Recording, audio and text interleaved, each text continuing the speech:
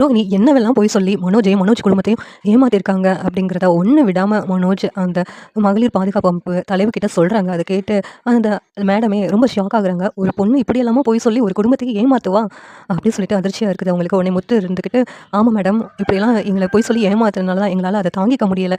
ஆனால் அந்த பொண்ணுக்கு எந்த தண்டனையும் கிடைக்கக்கூடாது. அவங்க பையனை எதிர்காலத்தை யோசித்து நாங்கள் போலீஸில் எந்த கம்ப்ளைண்ட்டும் கொடுக்கல.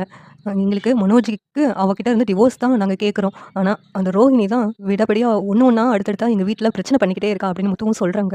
உடனே நீங்கள் எதுக்கும் கவலைப்படாதீங்க, இப்போ அந்த பொண்ணை பற்றி எங்களுக்கு தெரிஞ்சிருச்சு, நீங்கள் எதுக்கும் கவலைப்படாதீங்க, அந்த பொண்ணுக்கிட்ட இருந்து கண்டிப்பாக இவருக்கு நான் டிவோர்ஸ் வாங்கி கொடுப்பேன், அந்த பொண்ணை நான் சும்மா விட மாட்டேன், இவ்வளோ போய் சொல்லி ஏமாற்றிட்டு என்கிட்ட வந்து நல்லவ மாதிரி ட்ராமா பண்ணியிருக்கு, அவளை நான் சும்மா விட மாட்டேன் அப்படின்னு சொல்லிட்டு இங்கே அவங்க இந்த மேடம் சொல்கிறாங்க. உடனேவும் இங்கே முத்து வந்துட்டு, ரொம்ப நன்றி மேடம், நாங்கள் சொன்னதை எங்கள் தரப்புல நியாயத்தை புரிஞ்சுக்கிட்டீங்க அப்படின்னு சொல்லிட்டு முத்து சொல்கிறாங்க. உடனேவும் அந்த மகளிர் பாதுகாப்பு அமைப்பு தலைவி நேராக போலீஸ் கூப்பிட்டுட்டு ரோஹிணி வீட்டுக்கு போகிறாங்க. அங்கே போனதும் ரோஹிணி, என்ன மேடம் திடீர்னு வந்திருக்கீங்க, கூப்பிட்டுட்டா நானே வந்திருப்பேன் அப்படின்னு சொல்லிட்டு சொல்கிறாங்க.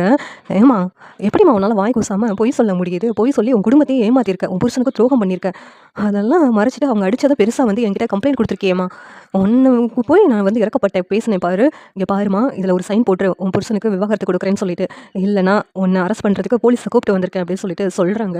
என்ன மேடம் நீங்கள் இப்படி பேசுகிறீங்க, இல்லை மேடம் அவங்க என்னை அடித்து கொடுமைப்படுத்துனாங்க அப்படின்னு சொல்லிட்டு சொல்கிறாங்க.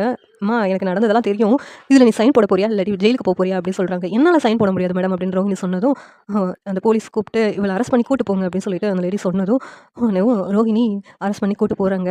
இந்த நேரத்தில் ரோஹிணி, அம்மா மேடம் என் பொண்ணை விட்டுருங்கன்னு சொல்லிட்டு அழுகுறாங்க. ஆனால் எங்கள் பொண்ணு இவ்வளோ ஃப்ராடாக இருக்குதுமா, பொண்ணு இங்கே வெளியில் இருக்க வேண்டியது கிடையாது, ஜெயிலில் இருக்க வேண்டியவன்னு சொல்லிட்டு போயிடுறாங்க. இந்த சீரியல் எப்படி நல்லாயிருக்கும் நீங்கள் நினைக்கிறீங்கன்னு கமெண்ட் பண்ணுங்கள். இந்த வீடியோ பிடிச்சிருந்தா லைக் பண்ணுங்கள், ஷேர் பண்ணுங்கள், சப்ஸ்கிரைப் பண்ணுங்கள். தேங்க்யூ.